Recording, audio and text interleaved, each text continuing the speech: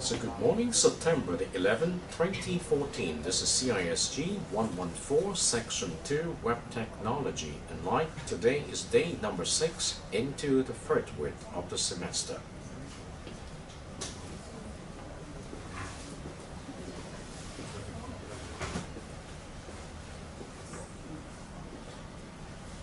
Good morning and welcome back to this first day. We have our day number 6 today into the semester, week number 3. So, according to schedule, we are supposed to talk about digital divide today, but if you look back to what we did on Monday, we endeavored to cover, or better say, inquire about the CSR concept, the corporate social responsibility concept. So we need to get back here today in order to help you to understand a little bit more about corporate social responsibility. Okay, here we are. So CSR is not something new, but it's something very practical. And if you know that in Macau, we have a company called STDM, which operates several important casinos in Macau. Now before 2002, it's the only company that operates casinos in Macau. And one of the important obligations performed by this company called Macau to make sure that our transportations from Hong Kong is to make sure they have the dredges. Every day they have the dredges, the boat.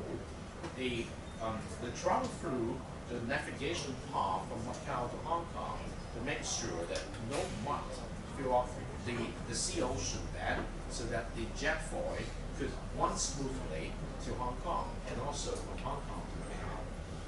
Well, you can consider that what they do as part of the package that they can operate casino in Macau is their social responsibility to make sure that we have a smooth path to and from Hong Kong.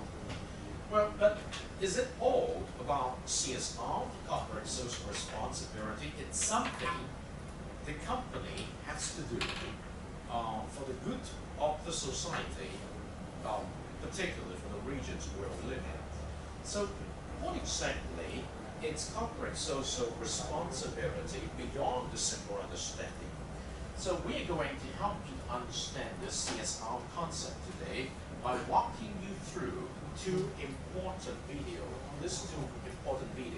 And in between, I would like you to engage yourself into online discussions so that after watching the video, you can actually use your mobile devices to come here to do something very important, that is your classroom discussions. So what I'm going to do now is, I'm going to set up something very important.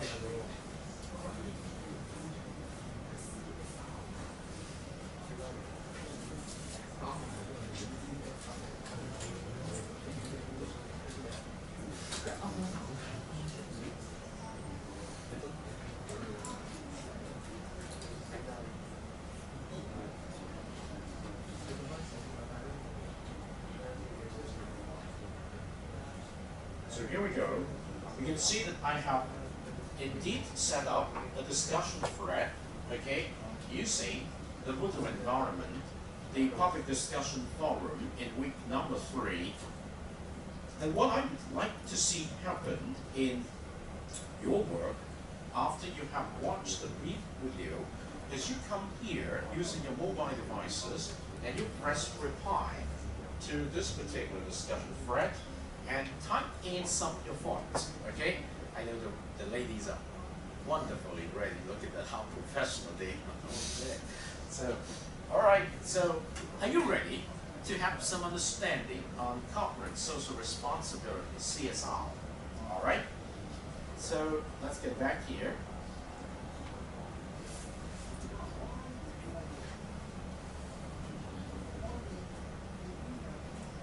The video is not long, but it's very useful. Corporate social responsibility. Are you familiar with the term corporate social responsibility? It all started back in the 70s.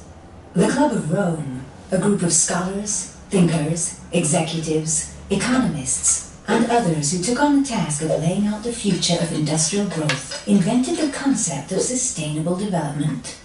Ah, sustainable development. Does that ring a bell?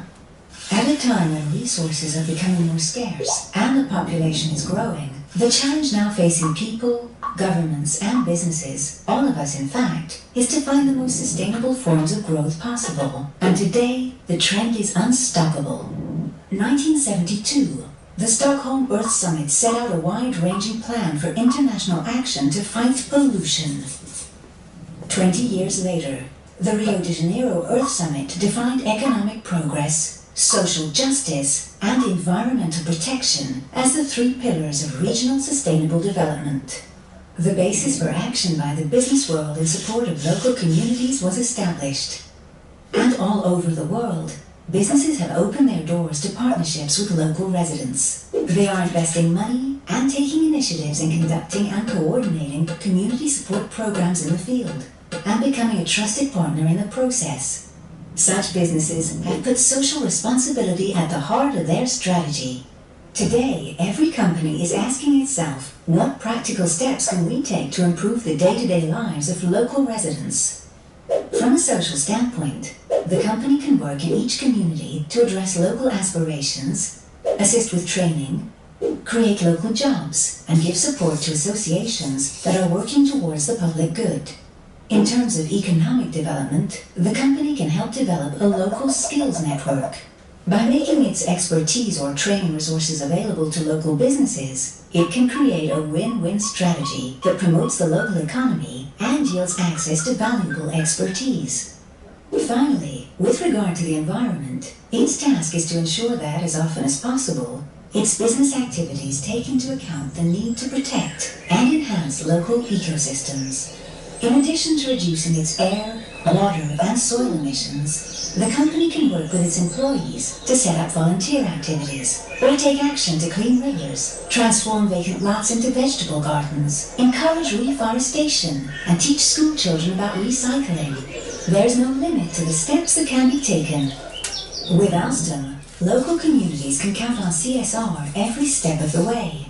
Take South Africa, for instance, where Alstom has been operating for over a century. This immense country has a truly critical need for economic and social development. Education is moving forwards with Alstom. In South Africa, access to knowledge is key to development. For Alstom, helping people broaden their knowledge means on a daily level providing access to vocational training, offering internships, career development programs, creating an academic chair in clean energy, granting scholarships, and more. But it also takes the form of a partnership with a Maths Center, an organization that works to improve conditions for maths and science education in schools. Economic development is always a priority with Alstom. In South Africa, Alstom is strengthening local industry by helping to improve the skills of craftsmen and engineers in the energy sector. To date, 650 craftsmen and 175 engineers and technicians have received training. The result is that a new network of qualified subcontractors is emerging, able to meet Alstom's needs and those of the energy sector as a whole. And finally, with Alstom, the world has a partner in preserving the environment. Alstom is conducting projects in South Africa that are educating and training communities in ways that preserve their natural heritage. These projects include the development of environment classes. When children learn how to create a vegetable patch, recover waste, collect rainwater, and so on, the school becomes a means of conveying how important the environment is for their living conditions, and helps students carry that message to the rest of their family. These and many other initiatives are encouraged by proactive laws passed by local authorities. Through its actions, Alstom aims to contribute to social progress and environmental preservation by providing technological solutions that meet energy and transport needs. The group is assuming its responsibility with regard to its neighbors in the community.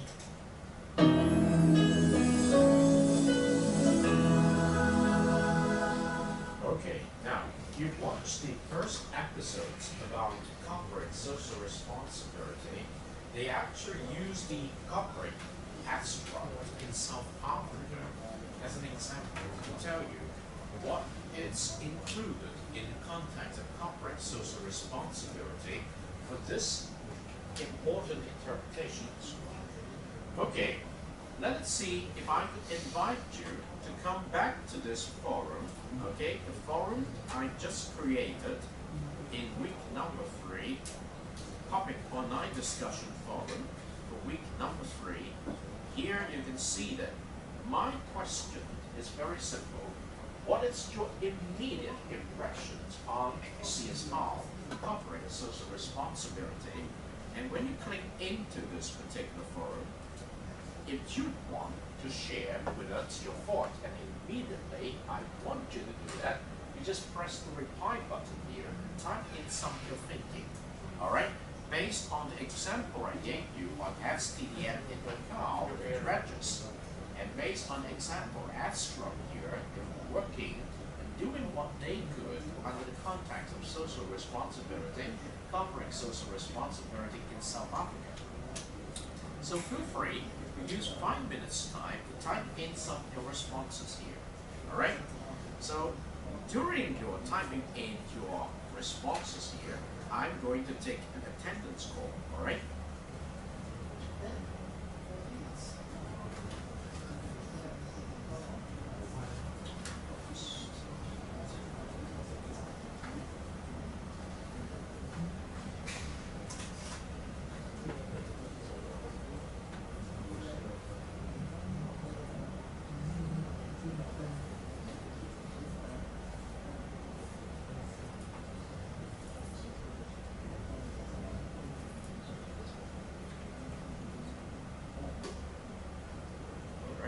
So, Beatrice, are you here? Not yet, okay. Ben, are you here? Thank you. Ken, thank you. So, Tim, thank you. Yudos, thank you. I need to learn. Cindy, you're not here yet, okay? Oh, thank you, sorry. Patty, thank you. And Newry, not yet here. Okay. So Emily, thank you. So Paul, thank you. And then Selena, thank you. Steady, are you here? Not here yet. Then Margaret, thank you. Yuging. Ting, thank you. And then Wilson, thank you. Sue, thank you. Calvin, thank you. CC, thank you. Mavis is not here yet. Vicky, Mavis here, right? You're here, right? Okay, thank you. So Vicky, thank you. Kathy, thank you. Cindy, thank you. Junior is not here yet. Jack, thank you. Ho Yin, thank you. Charlotte, okay, sorry. Anderson, thank you. Karim, not here yet, okay. Ivy, thank you. Any person whose name not called Nero, right? Okay, I called your name, but you did not raise your hands. So make sure that I have you registered. Let's see.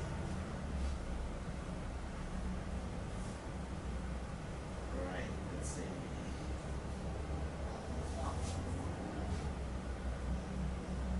Right here, right? Are you sure? Okay, thank you.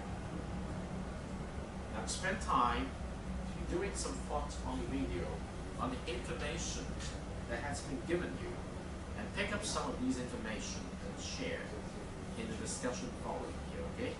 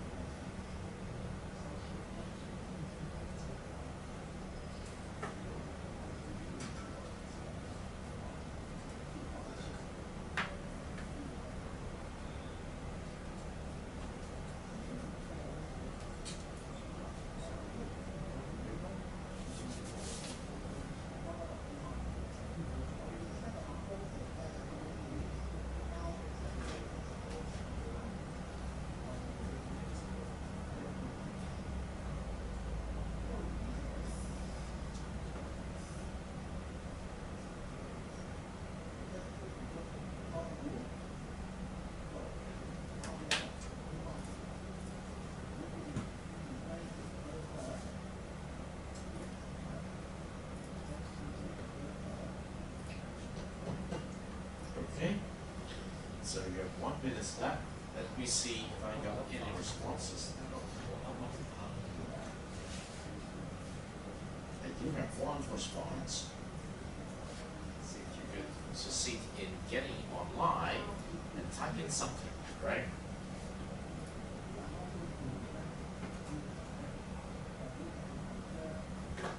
It's very good science statement.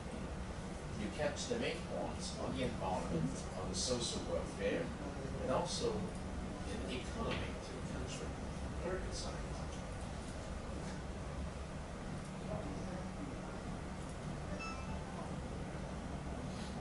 Try to put in some of your thoughts there, that we could see some of the thinking. You have not time. Okay. Okay. Thank you very much.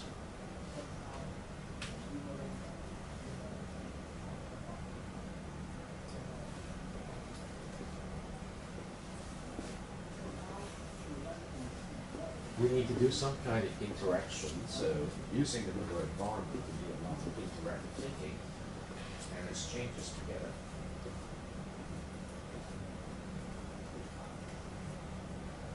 Let's see if we got some more. Yes, we got some more. I think CSR is an essential idea. It has three main ideas: economic development, human capital development. Excellent. And environmental preservation. Very good. This is very interesting. Very good. These three main ideas balance each other and provide a possibility of sustainable development in the future. Now, this is not a very good term, sustainable development. Very good.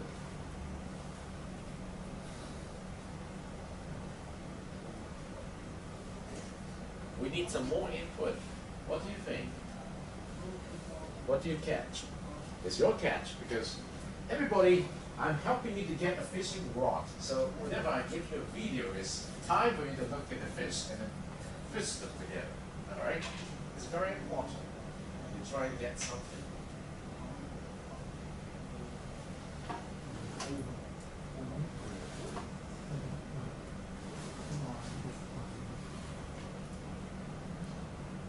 Hello. Wow, this is good. Oh, this is also good. Let's see if we got some more. Okay. Still pending. All right. Give you some more time. Now, you are doing it from a very positive direction, all right? So you're catching some ideas based on the video, all right? And then, can you think of something of your own, some questions about CSR? You do not need to just base on your typing on what you've seen in the video. It could be an introduction of something more which you could think of. You can questions about what else CSR can help you or can help us in the city.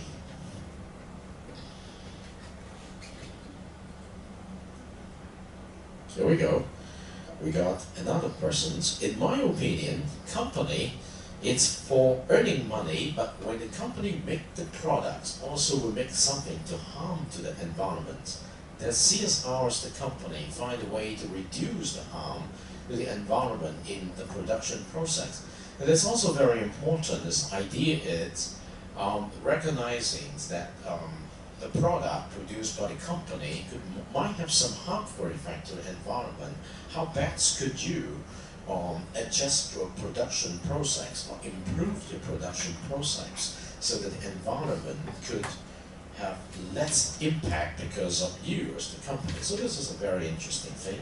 I think a lot of the company inside mainland China in the past 30 years have not got this message yet. So a lot of the pollutions inside mainland China, and we're going to suffer from it. People will say that in the industrial age, a lot of the harm has been done to the environment by those European countries, and we admit that it's true, but we also realize that in the past 30 years, because of the development from inside China, a lot more harm has been done. So corporate social responsibility comes into the praise. Okay, so we got Jeanette. In my opinion, CSR is a sense of company towards responsibility to the society, very positive. They accomplish it by changing the waste and pollution reduction process to the society, contributing educational and social programs and earning adequate returns on employed resources. Okay, yes, the traditional way in Cantonese to express that is 取之社會,用之社會. Right? We got it from the society, we need to pay it back. It's called pay it forward concept. Okay, what about Ken? Let's see. I think CSR means the company should have responsibility to protect the economy, society, consumers, and the environment. Yes, this is also very good. Now, I got a lot of very good response. I keep doing it. Now, before we could have more responses, I would like to provide you with a mini lecture, okay, on corporate social responsibility, which was produced by professors from the University of St. Gallen in Europe. All right, this is a very useful piece.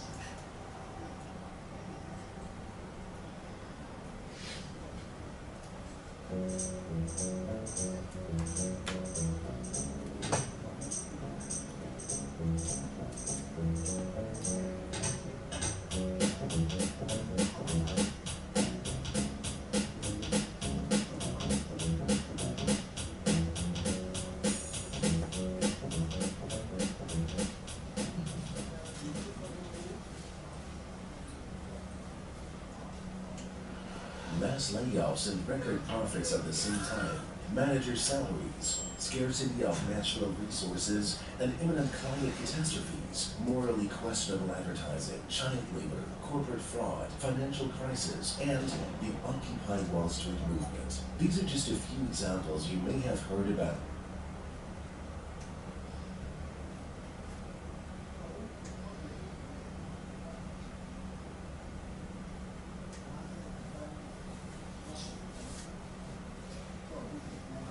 Let me see what happened to the sun.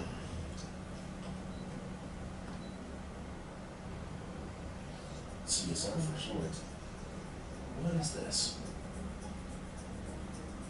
This man made headlines a few years ago. In 2004, Angelo Ugolotti learned from investigators that he was chairman of the board of several companies set up by his employer, the Italian road concern Parmalat. Angelo, however, had not even heard of those companies, and Parmalat was only responsible for the switchboard. You can imagine how the story goes. Corporate fraud at its best, bogus companies, cooking the books, bribery, accounts in the Cayman Islands, the whole works. The task of corporate social responsibility is to prevent these and other morally reprehensible practices which can weaken society, damage companies, and hurt employees. More and more companies have realized the relevance of moral practices in their businesses, even though they have not always sufficiently implemented CSR yet. Concrete preventative measures are often labeled risk management, a term more commonly used for avoiding financial risks and damage to a company's reputation. No one likes bad press, right? Thus, companies define clear rules, so-called compliance or value management systems. For example, you can accept a bottle of wine from the supplier, but you have to pass up a golfing trip to Hawaii. However, risk and compliance management are only one aspect of corporate responsibility correctly understood. Firstly, CSR is not just about preventing bad practices, like corruption and fraud and so on. Secondly, this approach does not question a company's business activities as such. In fact, compliance management could be an efficient control mechanism even in organizations like the mafia. The more challenging question is, how can companies contribute to a good society through good business practices? Oh, that's easy, they say. We'll create a charity foundation or donate a lot of money and thus do good. Wrong. That won't hurt and may even help, but it's not systemic change. The important thing is, CSR is about how companies make profits, not about how they spend them. Corporate social responsibility must not simply be the repair center of capitalism. It has to demand systemic change in a market economy. This requires a new role for the key players in this game. Companies must become not only economic, but also moral actors. What's required and important is a stronger integrative perspective based on a system of deontological values and which is closely related to the company's core business. This means social and ecological criteria must be taken into consideration. For example, in the treatment of employees, organization of the production process, offered and produced products and services, and responsible business practices of suppliers, the so-called supply chain. By the way, virtuous managers or the honorable merchant alone will not suffice. We need employees of integrity at all levels of the company, but we also need organizational structures and clear rules. But relying on a code of conduct is also short-sighted, because in extreme cases, it means act according to some given rules, which is the opposite of ethical reflection, namely actual thinking about good and evil, right and wrong. In other words, CSR is always about both individuals and institutional structure. In business ethics, one speaks of individual ethics and institutional ethics. But isn't that unrealistic? Shouldn't the state do more to promote a good and fair society? Granted, it is unrealistic, and that's exactly why such questions are important. Business ethicists don't just ask what the world is like, but also what it should be like, how it ought to be.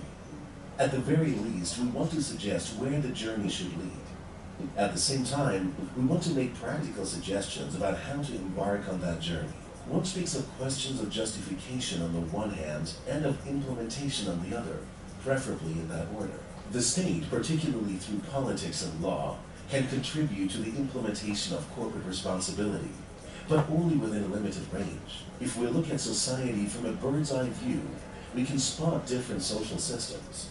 The economic system, the political system, the justice system, for example. One can speak of the functionally differentiated society we live in. About 60 or 70 years ago, some German economist came up with an idea that led to the development of the social market economy as we know it, particularly in Europe. The thought that a market economy should be embedded in a political framework that determines the rules of the game. This underlying idea is still important, but it has become distinctly more difficult to rely on the state alone. Societal differentiation has progressed because most systems have internationalized. Globalization is the magic word that applies to most systems, but not all of them. Politics, and particularly law, tend to be bound to one country's borders, while the economy, above all, is highly internationalized and globalized. This makes effective regulation difficult. Thus, it is now not only about the classic rules of the game, but also about the moves of the players, the corporations, in a changed and changing world. And beyond politics and law, civil society, in particular NGOs, have gained a strong influence on the economy, as both vicious watchdogs and as partners of business. In the society of the 21st century, we find new, rather odd hybrid constructs under the notion of soft laws. These are collective individual commitments to comply with certain social and ecological standards, such as collective industry agreements or the UN Global Compact. So companies are supposed to operate responsibly. Is anything really happening? There is no clear answer to that question. The cynics say that CSR is like teenage sex. Everybody says they are doing it, but few actually are. And those who really do it rather badly. The truth is more nuanced, of course. In the area of corporate responsibility, there is also the good, the bad, and the really ugly. More and more companies deal with CSR and take the first steps towards responsible business practices. We can definitely observe a distinct effort, even though it is still a delicate little plant. And of course, there are still those who misconstrue CSR as a PR instrument and simply want to greenwash or bluewash their company. And unfortunately, there are still companies that don't give a damn about questions of corporate responsibility and which even trample on justice. Got all that? Let's sum it up. First, CSR stands for Corporate Social Responsibility. Second, CSR is based on the question of good business for a good society, today and tomorrow. Third, corporate social responsibility is not charity. It is about how companies earn their profits, not how they spend them. Fourth, it takes employees of integrity and appropriate organizational structures to realize CSR. It is a matter of individual and institutional ethics. Fifth, politics continue to play an important role. But in a globalized world, the effects of regulation can be limited. And thus, sixth, companies play an increasingly important role. Seventh, soft laws are new governance mechanisms based on companies' self-commitment. Finally, CSR has arrived in business practice. It is necessary to support these developments professionally, but also to provide critical perspectives with respect to them. Research on issues of corporate responsibility is still beginning, and future developments will be exciting to see. It is unclear whether a good and fair society can be created with the help of companies, but it can be created without them.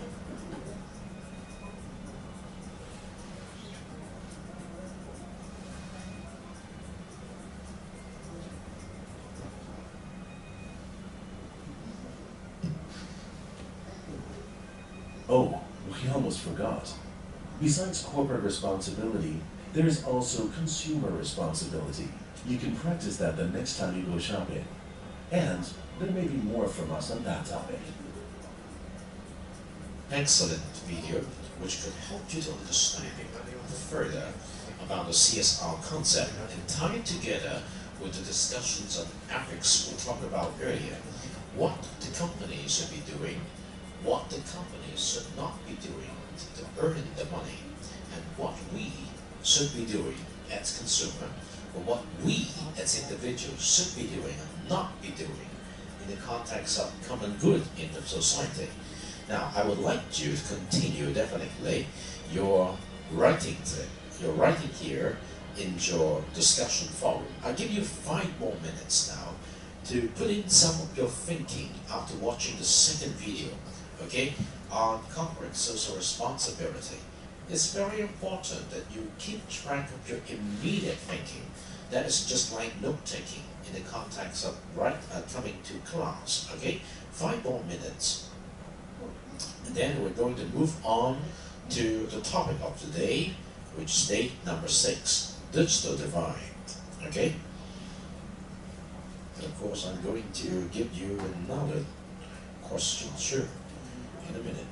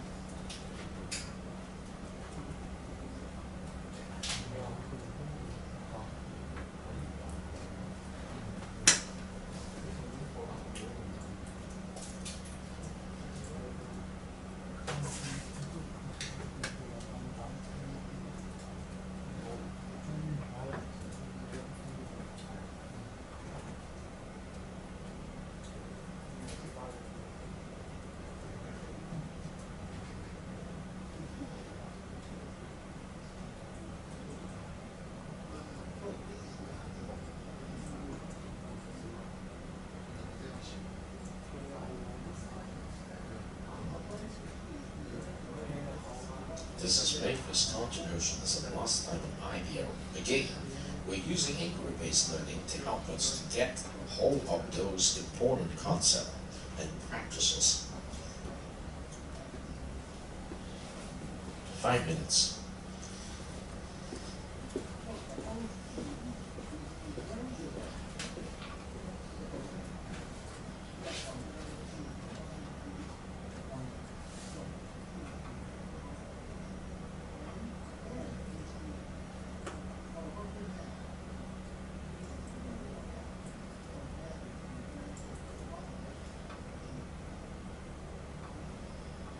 Very good.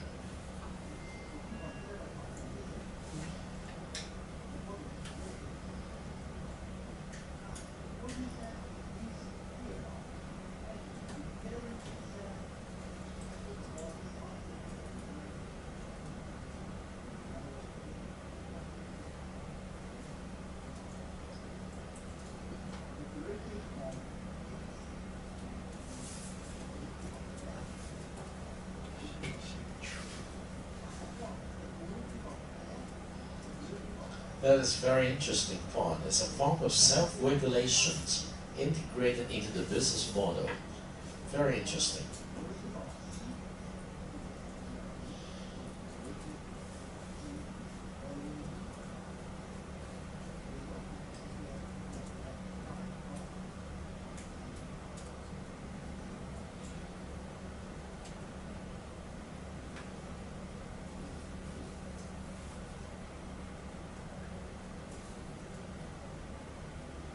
Okay. You know that relatively recently in Macau, we discovered that one of the, actually several bakeries in Macau have used the lard, L-A-R-D, Jiao, that was produced by a company called Gun in Taiwan. And it was discovered that these companies have actually imported a lot of the very poor kind of lard from Hong Kong to produce that. And that kind of lard was used in a lot of different bakery products, and even in many of the restaurants. Now, let's talk about this, or think about this in the context of CSR. What are they doing? All right, you know that Lotte mentions many of the good examples inside mainland China.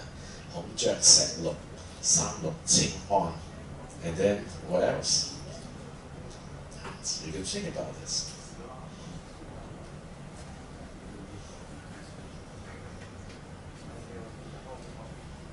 Chemical substances that will make a bad environment, not just a bad environment, that definitely make bad bodies.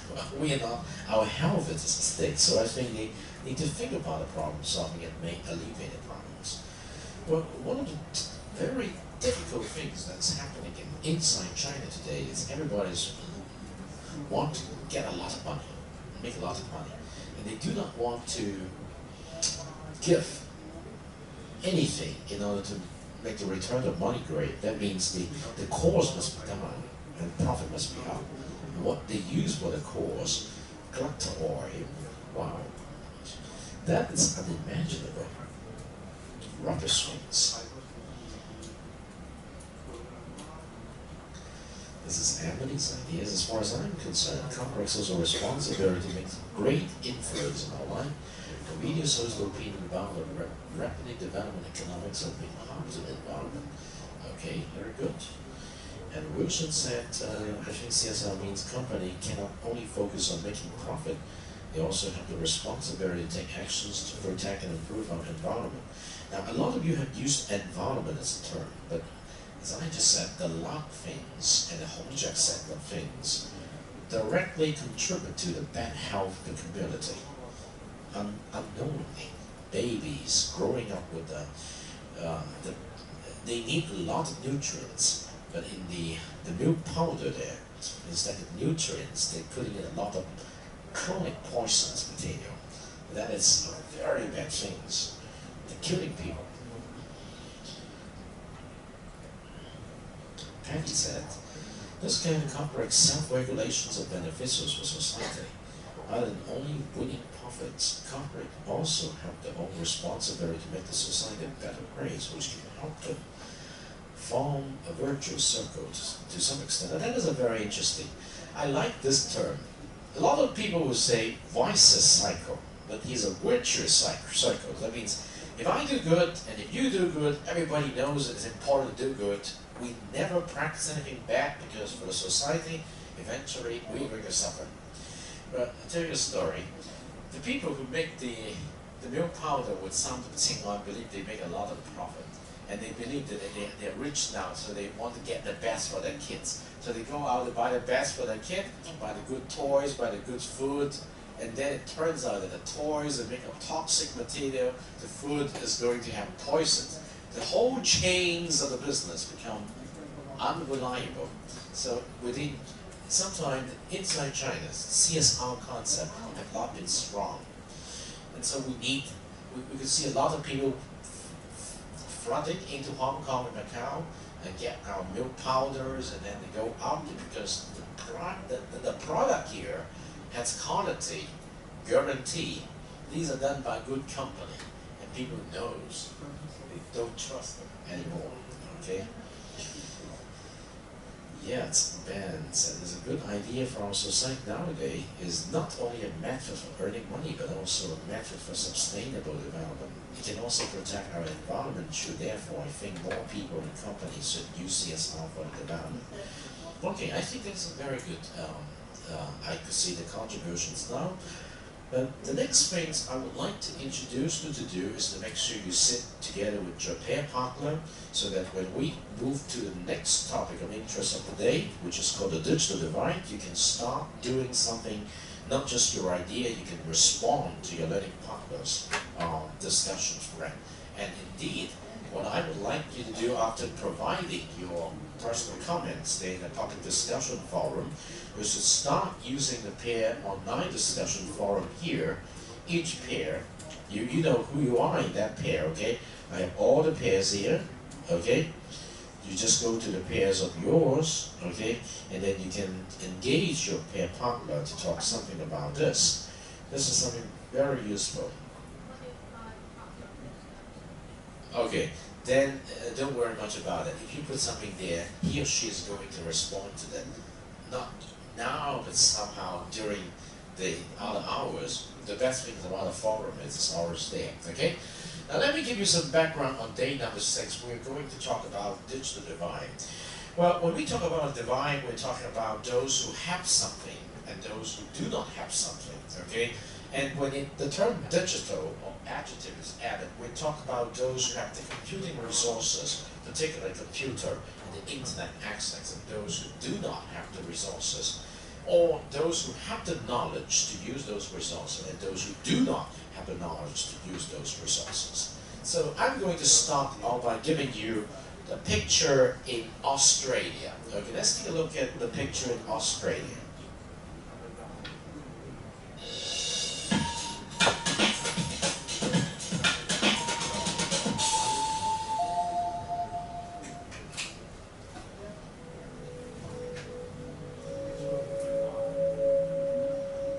The digital divide is more about people that have access to computers and internet-related technologies as opposed to the people that don't. You know, contracts are probably the greatest problem that seniors find.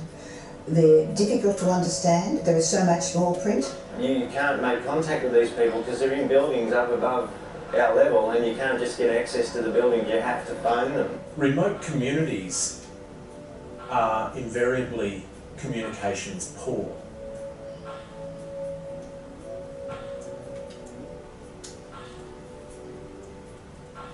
There are no banks in remote communities, there are no post offices, there aren't shopping centres. There's not all of these things that we take for granted in cities or towns. If you think about a lot of services like banking, telecommunications, other industries are all really going more high-tech and basing themselves entirely on the internet. And that could be for banking systems now. It's coming to actually see someone is going to cost you money.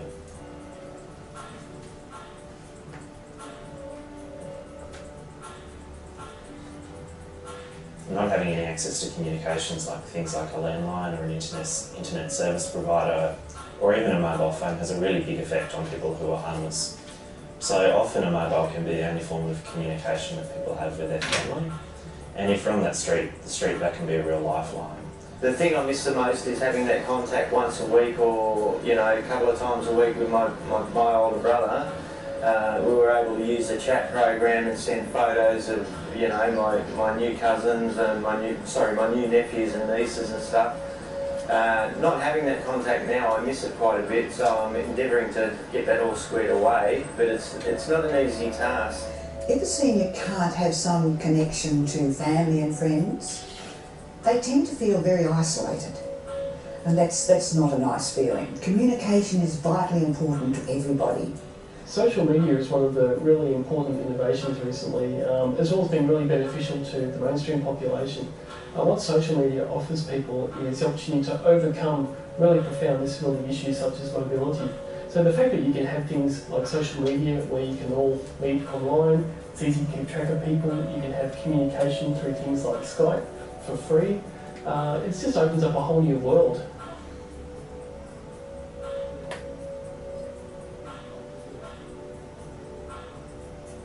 Invariably, the services that are put in are controlled by non-Indigenous people, and it relies on their goodwill to basically provide access to Indigenous people to use them. Because computers and the internet are such visual in nature, because they do depend so much on the ability to easily interact with the interface, people with disabilities can find that particularly challenging. There's about 4 million Australians with some form of permanent disability, about 20%. So we're talking about quite a lot of people, and this is one of the things that's a bit surprising why web accessibility is such a big issue, because ultimately when people put things on the web, put things on the internet, they really want the population to experience their hard work or maybe their product. And to think that 1 in 5 Australians may be disadvantaged in getting access to that's a lot of people.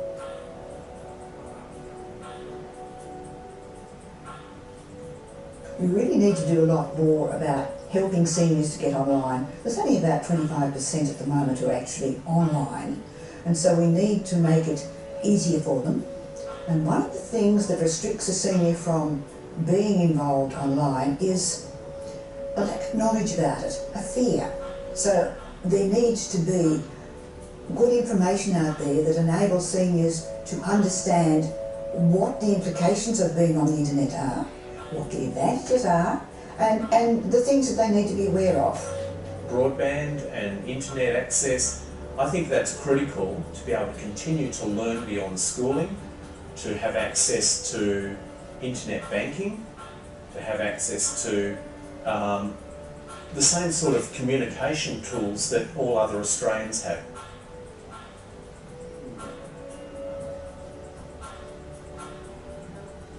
That's a very important Just the statement. day-to-day of the things that we take for granted, like things like internet banking, or for someone who's homeless dealing with housing or dealing with Centrelink. There is a high uptake, but the cost is prohibitive. It becomes a major expense out of, for people on very low income.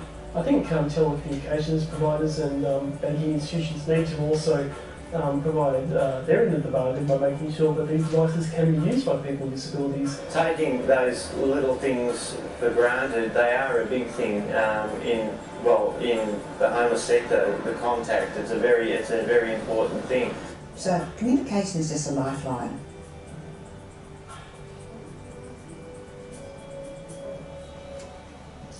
Here we go. You've just watched this video helping you to understand a little bit of the situations in Australia. Australia is a big country, it's not a poor country, true, but it has a lot of rural areas, and from the discussions of this video, we discovered that many people living in a rural area do not have the basic facility to communicate with one another. And so, some of the time, the companies running the communications facilities do not provide beneficiaries packages for people to pick on them.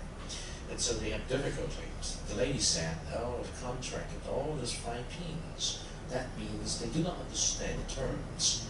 Well, the question here is, digital divide represents there is a gap in every society between those who have the resources to use the computer and the internet access, and those who do not have the resources to have the computer access and the internet access, and also those who have the knowledge to use them and those who does not have or do not have the knowledge to use them. So what do we do? And an example in Hong Kong is, in Hong Kong, the situation is a little bit different from Macau. In Hong Kong, they have the definitions of the poverty line for families. So many families living below the poverty line find it very hard to afford a computer and internet access for the children to go online during the time at home other than the time at school. And many schools in Hong Kong have increasingly used computer and relied on students to upload the homework using computer. So what is going to happen to those families?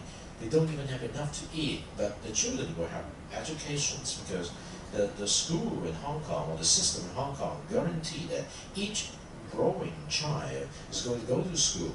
But now they go to school, but the school requires them to use computer at home. And how can they do it?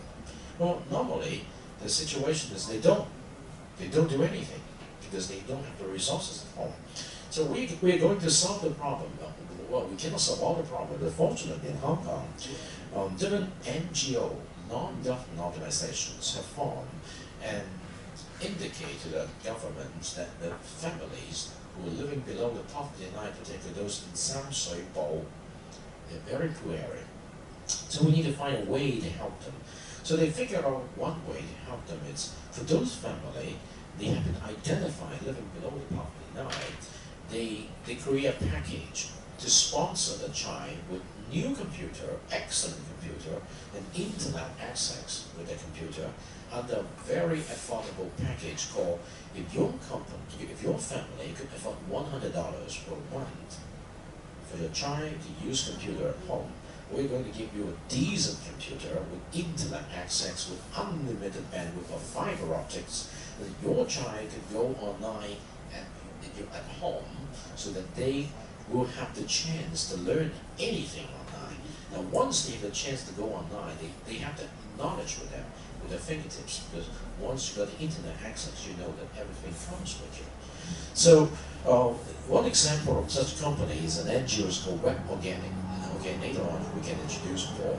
And then, another thing is that that is what could be done on the part of the government and also some kind of corporations called social enterprise. On the other hand, what can you as an individual do to help bridge the digital divide gap? Well, as a college student, think of what you can do. One project that is introduced by the Hong Kong Polytechnic University for their college students under the pretext of service learning is they invite college students to join programs, to join some summer program in which they can contribute the expertise of the knowledge, because you're picking up the knowledge here, you have a lot of the resources with you. If you can make the best use of knowledge and resources and use them where it is needed, that is one way you can contribute to reduce or to bridge the digital divide gap. So in a minute, I'm going to show you a video introducing to you this program from Hong Kong Polytechnic University.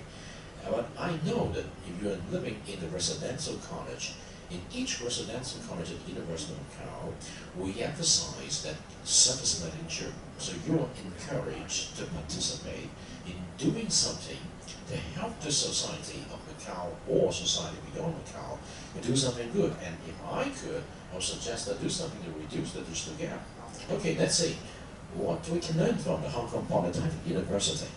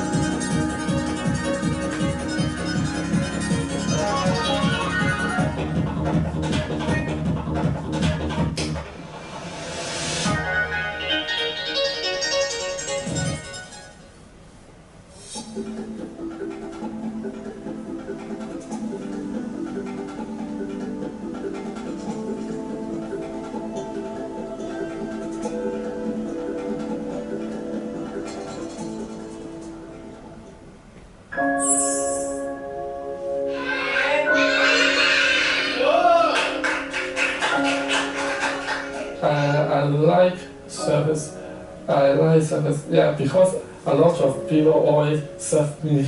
Yeah, so I think I have a lot of experience about service. I would like to make this world a better place. Like, there are lots of discontent, discord in our world, but by knowing more about each other, by stepping into each other's shoes, that you can really understand their needs, their concerns, what they want, and all this can help make, by mutual understanding, you can know more about each other and help making our world a better place, a more peaceful one. If we want to have our younger generation more fruitful and more advancing towards and being more competitive with others, we need to do more. I like to think of service learning as the closest to a complete education. It posed a great impact throughout my life, that changing my attitude and strengthen my belief in helping others and also staying strong when we have difficulties. After the service, I really pushed to continue my thinking about problems and other things for now. Even the service recipients, their impact will be very short. Yeah. So it's a learning path that the students most benefit from doing those learning things, right? Realization, awareness, and self-development. Find more yourself. Service and learning together.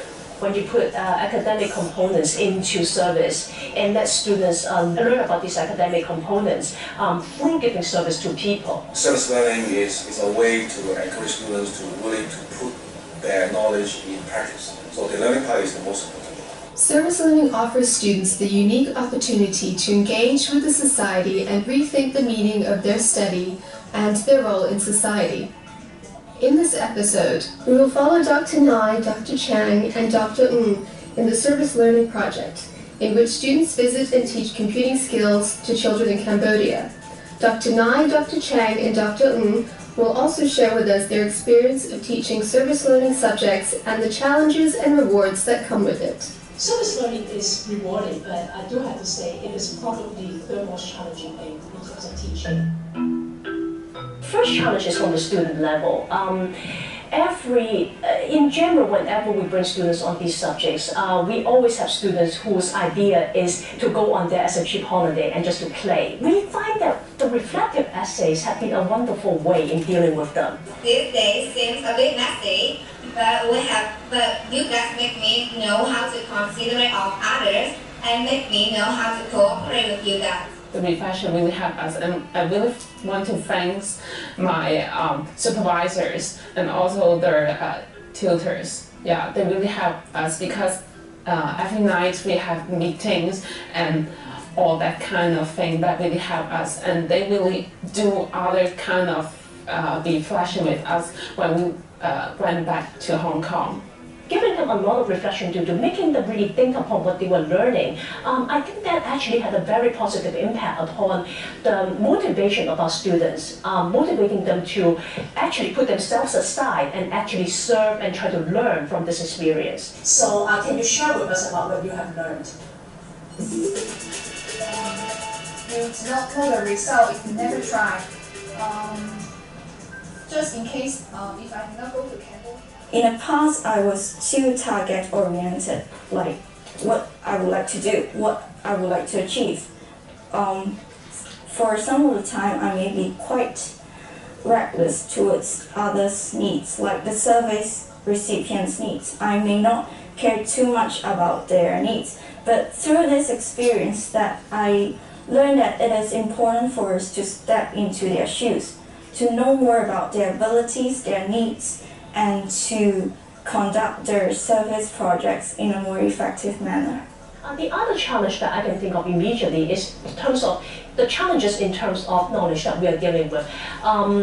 Another example also comes from this summer when we actually put together a project that involved bringing our students to this orphanage that was serving HIV/AIDS positive orphans. We gave a lot of training. We gave them a lot of preparation. We had doctors coming from Prince of Wales Hospital. We had the orphanage director coming to talk about the orphans and so on. They went in there within 3 seconds. They were with the kids. They were talking with the kids. They were playing with them. They were holding them. And I think that the biggest difference was the amount of preparation that we gave them.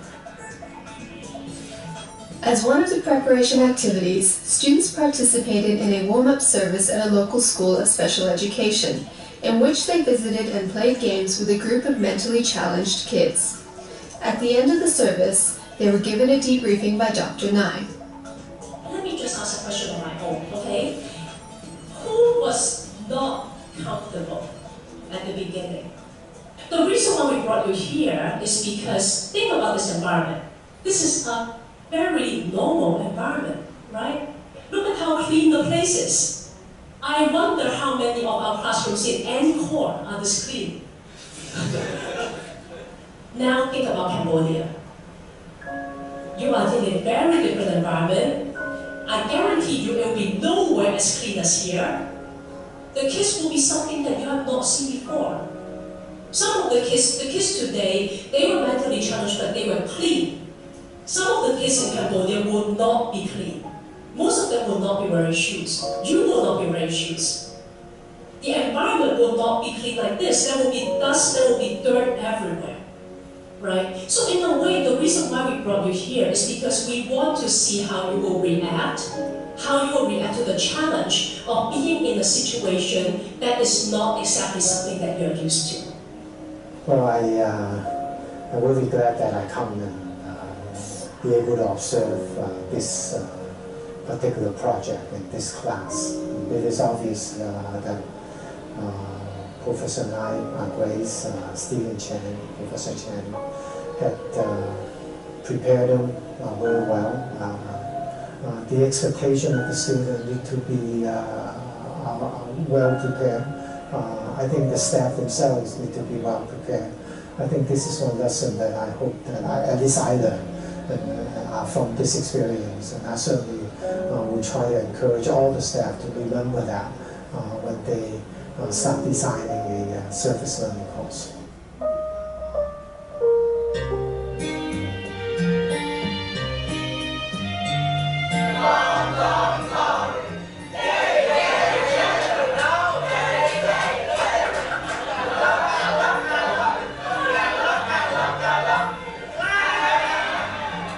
We always make the students work in a team, and as we shared just now, there are lots of problems in terms of teamwork, students working together.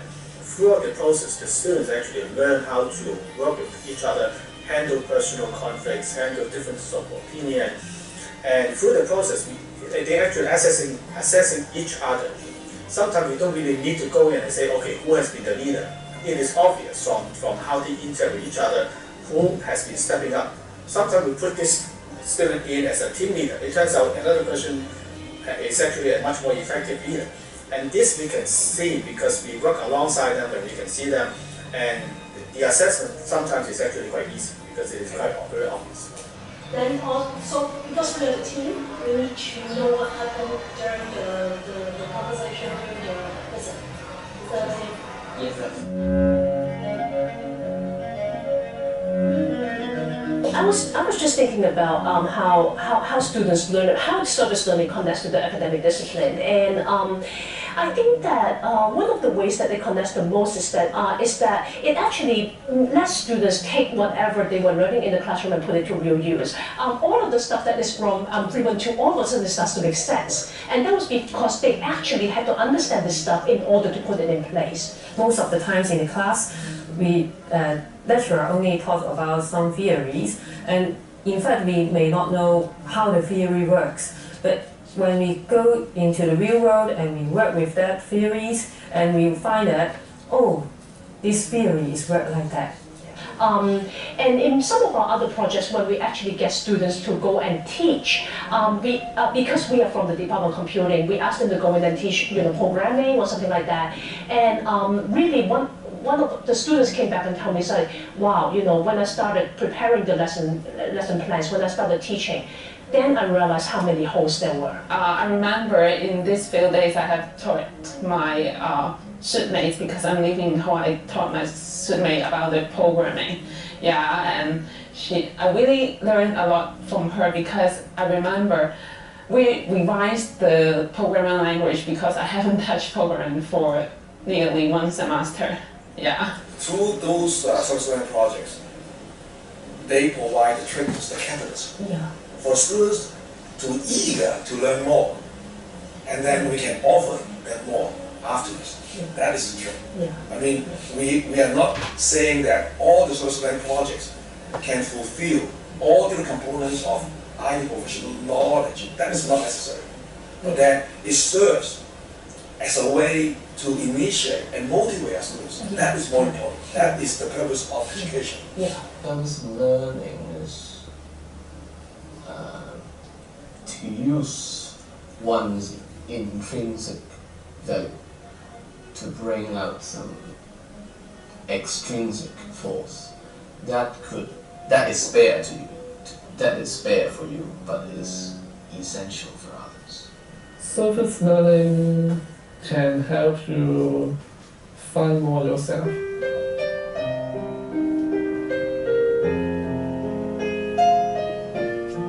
I think that doing the service learning subjects are probably, even forget the subject, even the project itself is probably one of the most demanding things that I've had to deal with.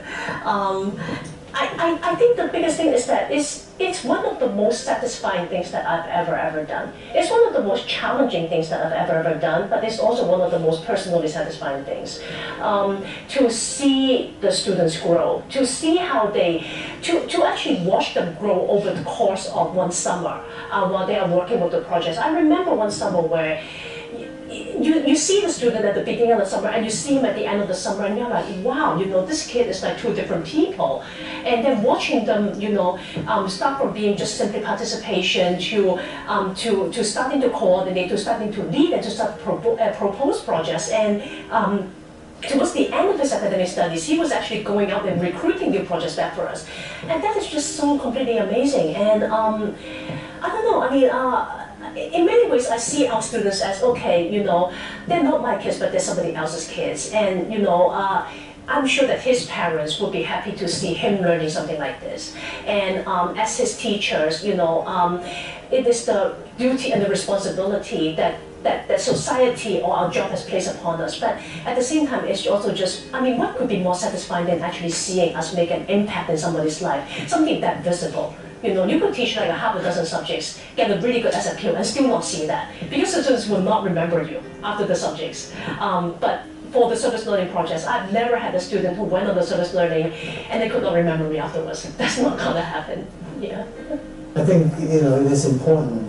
Now I'm more convinced than ever that, particularly for academic staff who had never done it before, I would strongly encourage those staff to take time to come out to one of the service learning courses to understand and experience what this is all about before you get into the planning, before you get into the designing of the course on your own. So, let me bring you back to the theme of today. We're going to study corporate social responsibility. We're going to study digital divide under the context of ethical behaviors for this week. And we happen to show you this very interesting video that should inspire you a little bit on how you can put to use your learning at school. Now you have already selected your major. You want to be a specific persons in your discipline. Now, the challenge is, can you try to put into practice what you learn? Not all you can use, but in ways that make sense to you, that you can use the knowledge you gained from the class or outside the classroom in relation to a particular course, not just to earn a specific grade in your test or in your exam, but in the context of how you can really make the best use of your knowledge to serve others. In the example of today's class, Bridge the Digital Divide, to use the knowledge just like a bunch of college students there. Let me give you a little bit of the background in 1 or 2 minutes. Grace and Stephen happen to be my friends in Hong Kong. They gather together every year for individual recruitment students to go to Cambodia to serve the children there. In this particular example is an orphanage children with AIDS, okay? But in other cases, in a rural area of Cambodia where they have no resources. So last year, together with Web Organic, the company that helped to do a lot of bridging the digital divide in Hong Kong's poor family, Web Organic brought in about 60 mobile devices donated by CSL Hong Kong. CSL Hong Kong, just like CPM in Macau. And they built an Iron Man project. The Iron Man is as big as a suitcase. And they built several Iron Man projects. And they have a very interesting scooter bringing those Iron Man boxes to different schools in different areas. And for each Iron Man project, they devote 10 students from Hong Kong. And altogether, they have about 60 students from Hong Kong to go to Cambodia. And they have about 6 to 10 teams. So each team will go to drop them with a scooter with an Ironman project in a specific site in a rural area. And they set up the Ironman. How do they set up? They have a dynamo with the Ironman generator, power up the Ironman, which is basically like an umbrella, which works like a mobile server.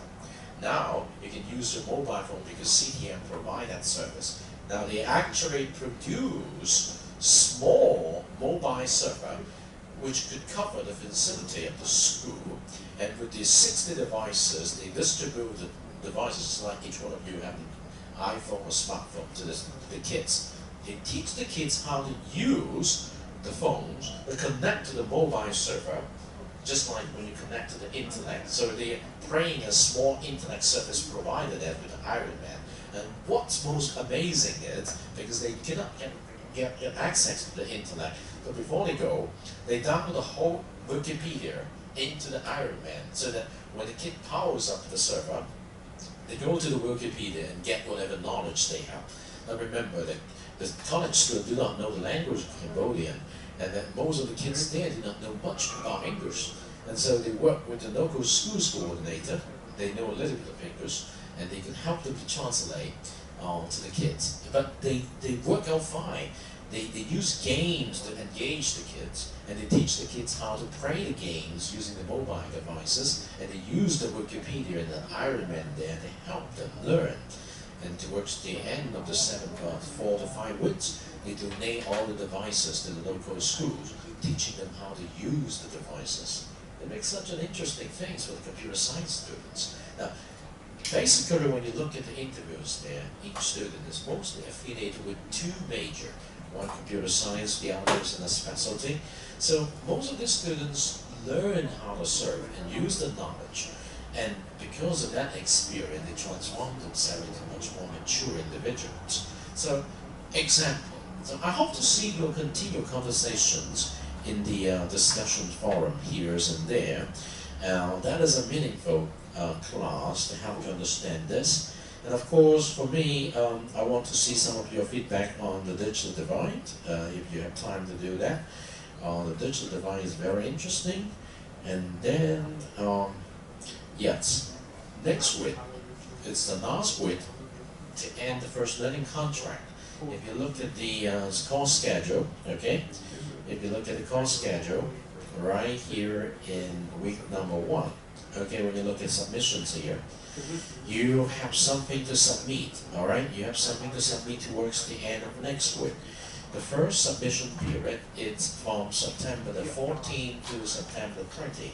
That means throughout next week, you can submit the artifacts. I'm going to set up the submission links in the Moodle environment by this Saturday, so that you can submit those artifacts individually, okay? Even though you're a member of your peer, then you still have to submit it individually.